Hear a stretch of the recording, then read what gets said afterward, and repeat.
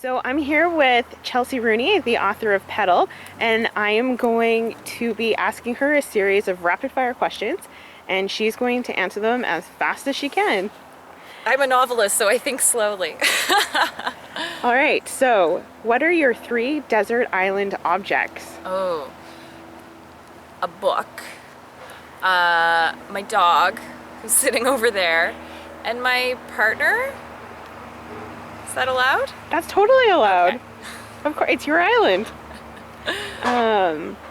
If we were to take a time machine journey right now to your high school, Oh, what would you be wearing?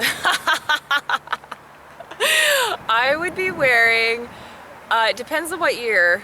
I did change styles. I would probably be wearing like a weird jacket from a thrift store that I thought was really cool because it was weird, and like polyester bell-bottom pants also from a thrift store.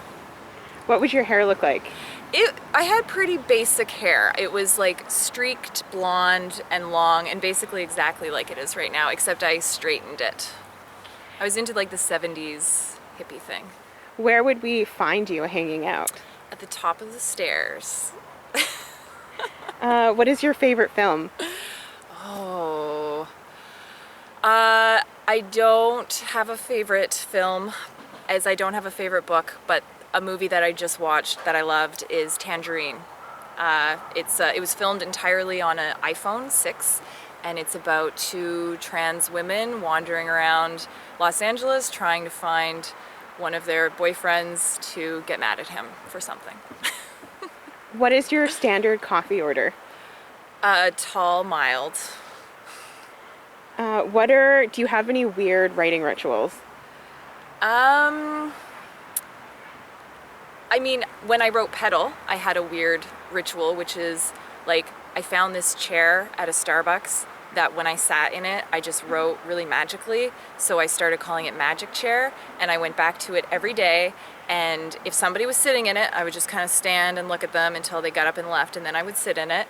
And I wrote the entire book in that chair, and then a year after I was done and my book was about to come out, for my birthday, my boyfriend got me the chair. He actually went to the Starbucks and negotiated with them over several months to have the chair brought to our house, and now the chair is in our living room, and it's where I sit and don't write anymore, but I sit in it and just enjoy it. What is your favorite childhood book?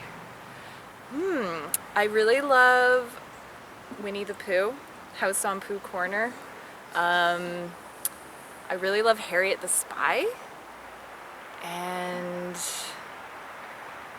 I'm drawing a blank, but Winnie the Pooh tends to get me in the feels. If you could plan your last meal, what would it be? So many things. My last meal will probably be the macaroni and cheese that my partner makes for me,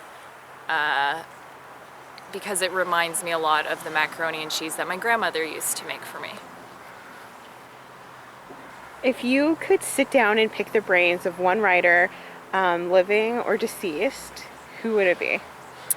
Right now, it would probably be Zadie Smith or Chimamanda Ngozi Adichie, because I saw them talk to each other on stage, and they're both hilarious, brilliant women who seem to be supernaturally, preternaturally, in the zone of intellectual, awesome ideas, and I would love to talk to Zadie Smith about how she writes, because I think she writes like a dream.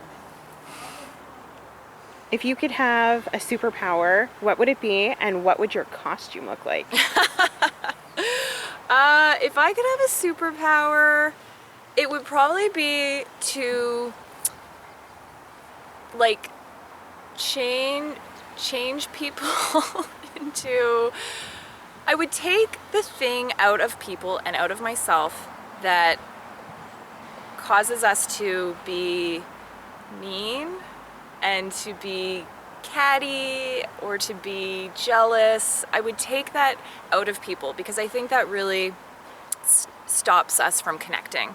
And I don't think that we can like address any of the problems in our lives or in the world unless we are fully connected and in support of one another. So I would remove that from people, and my costume would probably be like a bunch of flowers. Like I would just be covered in flowers that are always blooming and dying and blooming and dying.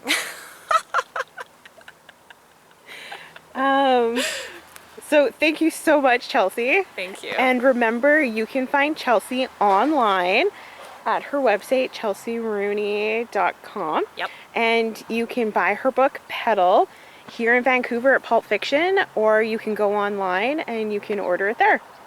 So thank you. Thank you so much.